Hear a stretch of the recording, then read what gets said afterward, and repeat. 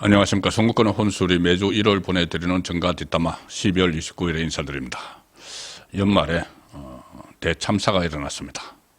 전남 무안국제공항에서 착륙 중이던 항공기 제주항공 국제선 항공기가 활주로를 이탈을 해서 울타리 외벽에 충돌을 했습니다. 탑승객이 181명, 성문 포함해서 181명인데 구조된 사람이 2명, 나머지는 전원 사망을 한 것으로 지금 추정이 되고 있는 상황입니다. 태국 방콕에서 출발해서 무안으로 입국하던 제주항공 7C2216편이고 성문 6명, 그리고 한국인 승객 173명, 태국인 승객 2명 해서 모두 181명이 탄 것으로 확인이 됐습니다. 착륙하던 여객기의 랜딩 기어에 문제가 생겨 발생을 한 것으로 지금 추정이 되고 있습니다. 동체 착륙을 하던 중 사고가 났고 버드 스트라이크, 조류 충돌이 랜딩 기어 고장의 원인이다, 이런 추정이 나오지만 아직 확실한 것은 아닙니다. 희생자 이 명복을 빌고 정말 안타까운 참사가 일어났습니다. 자, 지금부터 사고 수습을 해야 되는데 이 사고 수습 과정에서 정치권에 지금 불똥이 튈 가능성이 있습니다. 지금 여론도 정치권을 향하고 있습니다. 왜 그러냐면 이 사고가 대형 참사가 났으면은 이 수습을 해야 되죠. 수습을 해야 되는데 정부가 앞장서서 수습을 해야 되는데 지금 정부가 대통령이 직무가 정지되어 있고 또 대통령 직무 대행을 하던 권한 대행을 하던 한덕수 총리도 직무가 정지가 됐죠. 그리고 최상목 경제부총리가 대통령 권한 대행과 국무총리 직무 대행까지 하고 있는데 사실상 대통령으로서 국가 이런 비상사태, 긴급 재난 비상이죠. 재난 비상사태의 컨트롤 타워 역할을 지금 경제 관료 출신이 하고 있는 그 상황이 됐고, 그리고 예비비가 집행이 신속히 돼야 되는데 예비비도 대폭 다 깎아버렸죠. 그때 민주당이 이 탄핵 국면에서 예비비를 다 깎아버리고 또 이재명의 사법 리스크와 다 연결되어 있는 사안이죠. 자, 그래서 정부가 사태 수습을 하는데 좀 잘 해야 되는데 지금 신속하고 또 이 사고 수습에 만전을 기해야 되는데 정상적인 체제 지금 뭐 비상 체제죠. 정부가 비상 체제인데 정상적인 체제보다는 아무래도 좀 차질이 빚지 않겠느냐, 이런 말들이 나오고 있습니다. 자, 이 상황에서 정부와 정치권 이제 초비상이 걸렸는데 최상목 대통령 권한 대행은 무안 현장으로 달려갔고 뭐 국토부 장관을 비롯해서 일제히 비상 대응에 나섰습니다. 그런데 이 상황에서 대통령과 국무총리는 탄핵이 돼서 직무 정지가 돼 있고 경제 관료가 상황을 지휘하는 상황인데 이 사고 수습에 이 정치권발 이 혼란들이 사고 수습에 좀 차질을 빚게 하는 그런 상황이 예상된다는 말씀을 좀 드려야 될 것 같습니다. 지금 언론 보도 댓글 같은 데서 이 정부가 사실상 국정이 마비되다시피 한, 또 국무위원들도 줄줄이 탄핵하고 다 쫓아내야 된다, 이런 상황에서 이 참사가 벌어졌기 때문에 정치권에 불똥이 튄 겁니다. 먼저 이재명 대표는 오늘 무안국제공항 사고가 난 뒤에 여야에서 우려 메시지가 쏟아지는 상황에서 정치적 구호를 하나 또 외쳤다가 또 급히 닫았습니다. 뭐냐면은 SNS에 글을 올렸는데 이런 글을 올렸습니다. 내일을 향해 쏴라, 부치앤 썬댄스, 국민을 향해 쏴라, 윤앤한이라는 내용의 게시물을 올렸다가 곧바로 삭제를 했다. 국민을 향해 쏴라, 이것을 내일을 향해 쏴라, 그 영화에 빗대서 이 게시물이 하나 돌아다녔는데 국민을 향해 쏴라, 윤앤한, 윤석열 대통령과 한덕수 국무총리를 이야기를 하는 거죠. 윤앤한. 그래서 이런 내용의 게시물을 또 올렸다가 그러니까 정치적 구호를 이 상황에서도 정치적 구호를 외치는 게시물을 올렸다가 곧바로 삭제를 했습니다. 그리고 다시 게시물을 올려서 국회와 민주당도 사고 수습을 위해 할 수 있는 모든 지원은 다 하겠다. 그리고 당국은 행정력과 가용 자원을 총동원해서 조속히 사고를 수습할 수 있도록 총력을 다하라. 자, 당국은 행정력과 가용 자원을 총동원해라 이렇게 했는데 이 당국 행정부가 지금 마비 사태 거의 마비 상태에 준하는 그런 지경에 가 있죠. 그리고 가용 자원 예비비 같은 것도 다 깎아버렸다는 이야기들이 지금 그 언론사의 댓글창을 뜨겁게 달구고 있습니다. 그 내용을 먼저 좀 소개를 드리면은 언론사 지금 댓글창에 나오는 내용들이 대부분 이제 민주당이 예산을 예비비를 삭감을 해버린 거, 그리고 탄핵 관료들을 탄핵을 하고 한 데 대한 이 불만 같은 건데, 뭐 일할 사람 죄다 탄핵시켰잖아, 이런 거. 민주당이 정부와 국가를 위해 일할 사람들 탄핵시켰으니까 책임져야지. 그리고 대통령, 총리, 행안부 장관 등 줄줄이 탄핵시켜서 행정부 마비시켜놓고 정부 탓을 하느냐. 그렇게 따지면은 당신들 탓이지. 이런 이야기. 행안부 장관은, 이상민 행안부 장관은 탄핵을 하려고 하니까 사표를 내버려서 지금 행안부 장관이 공석이죠. 이런 상황에서 행안부가 주도적인 역할을 해야 되는데 행정안전부의 장관이 지금 공석입니다. 탄핵을 하려고 해서 사표를 내버린 상황이죠. 정부 손발 다 잘라놓고 정부가 책임지라는 것인가. 자, 그리고 예산은 다 날렸고 행정부는 줄 탄핵시켜 국정을 마비시켜놓고 이제 와서 무슨 말을 하느냐. 사태를 수습할 대통령도 장관도 없다. 네가 그랬지. 이재명.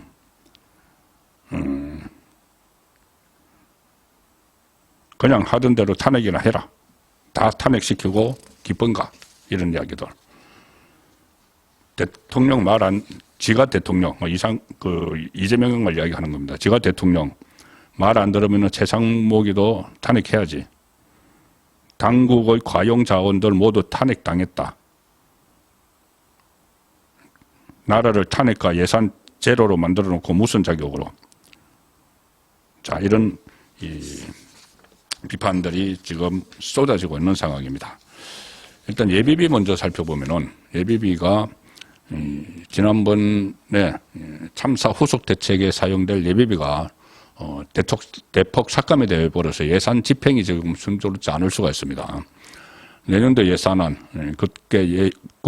그때 국회 예결위에서 단독 처리를 했고 본회의를 일방 통과시켰는데 거기서 삭감된 예산 예비비에서 2조 4천억 원을 삭감을 해버렸습니다. 2조 4천억 원. 그다음에 검찰 특활비, 특경비 이런 것들, 대통령 비서실, 안보실 특활비 이런 거 다 삭감을 했고 그중에서 예비비가 2조 4천억 원을 삭감을 했는데 당초 정부 예산안은 예비비가 4조 8천억 원이었습니다. 그래서 반토막을 내버렸는데 예비비는 지금 두 가지로 나누죠. 일반 예비비는 임시 사용을 할 수 있는 용도 일반 예비비, 그리고 목적 예비비가 있습니다. 재난, 재해 이런 데 쓸 수 있는 목적 예비비가 있는데 목적 예비비는 이번 참사 같은 재난이나 홍수, 가뭄 등에 따른 재해가 발생했을 때 투입되는 예산인데 이 상황에서 지금 이 예비비를 절반으로 깎아놨기 때문에 과연 이게 지원에 차질을 빚지 않겠느냐 그런 지적들이 나오는 거죠.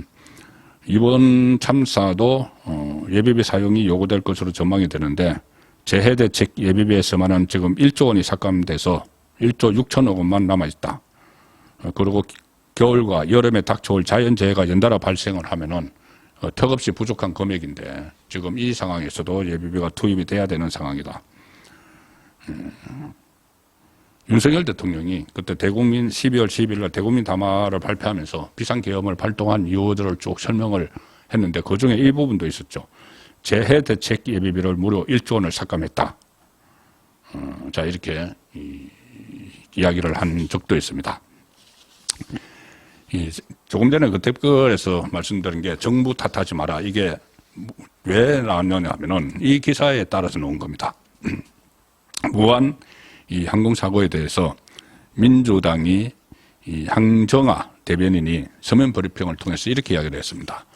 방금 무안공항에서 175명의 승객과 6명의 승무원을 태운 항공기가 착륙 중 추락 사고가 발생했다는 안타까운 소식을 접했다. 그러면서 국민의 생명과 안전을 지키는 이런 정부의 제1책무다. 이렇게 이야기를 했습니다. 평상시 같으면 이게 그냥 맞는 말이고 정부가 최선을 다해야 된다 이런 말로 들리지만 이 국민의 생명과 안전을 책임지는 정부를 사실상 마비 상태로 만들어 놓은 지금 상황이기 때문에 이런 민주당 대변인의 이 논평조차도 거슬리는 겁니다. 제대로 정부가 굴러가도록 해야 될 텐데 그렇게 하지 못하도록 해놓고 박찬대 원내대표도 관련 당국은 피해를 최소화하기 위해 가용 인력과 장비를 총동원해 대응에 총력을 기울여달라. 자, 관련 당국, 정부, 그리고 가용 인력, 장비, 그런데 예산 다 깎아버렸다는 이야기죠. 이 민주당이 안전사고 관련 대책을 마련하는 데 쓸 예산을 다 깎아놓고 또 정부 탓을 하느냐 이런 취지의 댓글들이 언론사 기사에 많이 달리고 있습니다. 주요 인사를 모조리 탄핵시킨 민주당에 대한 성토도 하고 있고 행안부 장관 지금 공백입니다. 그리고 민주당 원내대변인은 노정면은 국무회의 국무위원들을 줄 탄핵시켜서 직무정지시켜서 국무회의 기능을 마비시켜야 된다 이렇게까지 이야기를 했었죠. 자, 만약에 그렇게 국무회의 완전 마비시켜 놨으면은 이 엄청난 참사를 수습하는데 큰 차질을 빚게 되는 거죠. 자, 이렇게 국가에서 어떤 일이 일어날지 모르는 이 상황인데 예비비 같은 것을 깎아버리고 국가의 내각을 흔들고 국정을 사실상 할 수 없을 정도로 만들어버리는 이런 행태에 대한 비판이 지금 이어지고 있습니다.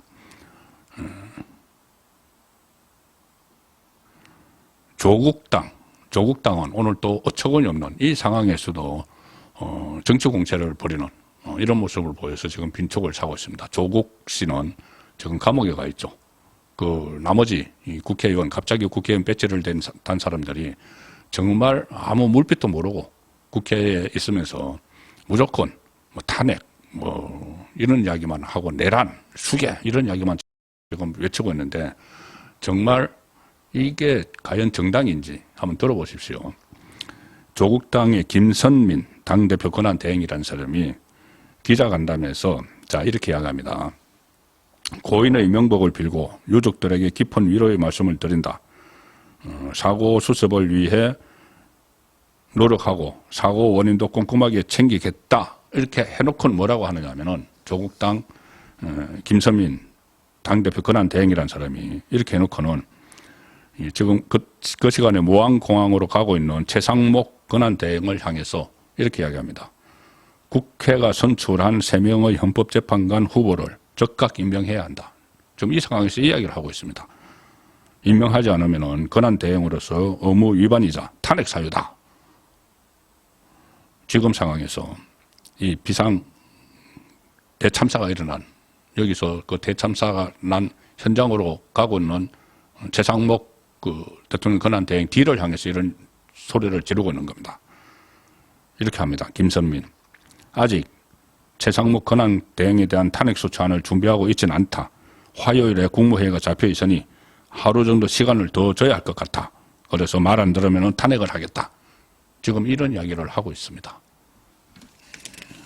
대참사가 일어난 상황에서.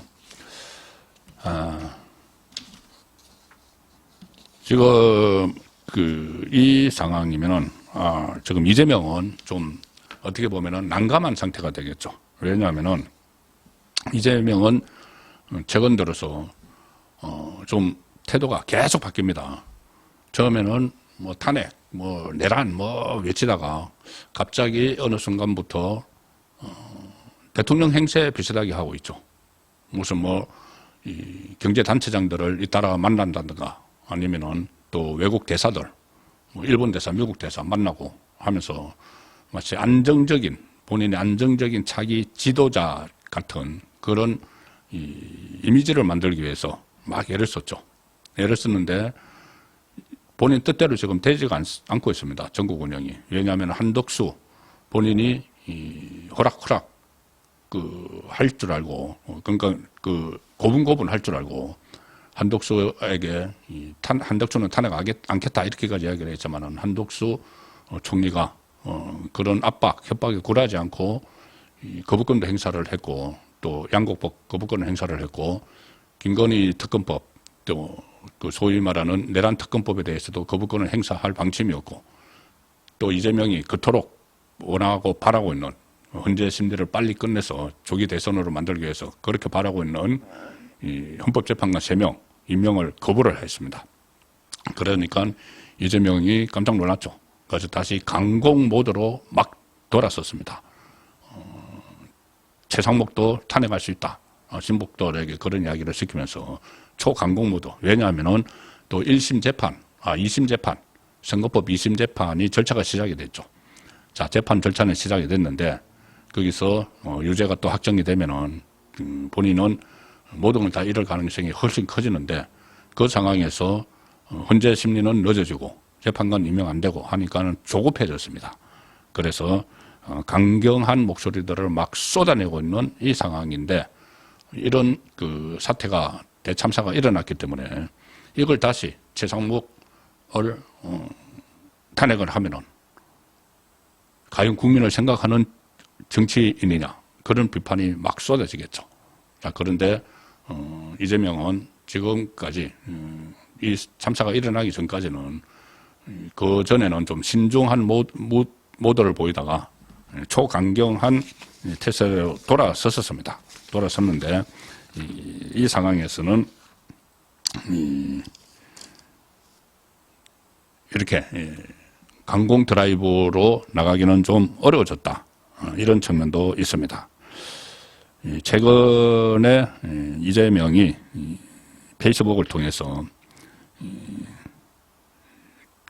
총리에 의해서 헌법 질서가 파괴되고 있다. 경복궁 앞으로 모여달라. 이렇게 막 선동을 하기도 하고 이게 26일입니다. 그리고 27일에는 지역구 당원들에게 메시지까지 보내서 28일 토요일 집회 새로운 미래를 여는 빛의 혁명에 동참해달라. 이렇게 또 막 선동을 했고 그날 최고위원회의 발언에서는 내란 세력 탄핵 방해로 경제가 추락하고 있다. 이렇게 또 엄포를 협박을 했고 대국민 성명까지 발표를 했죠.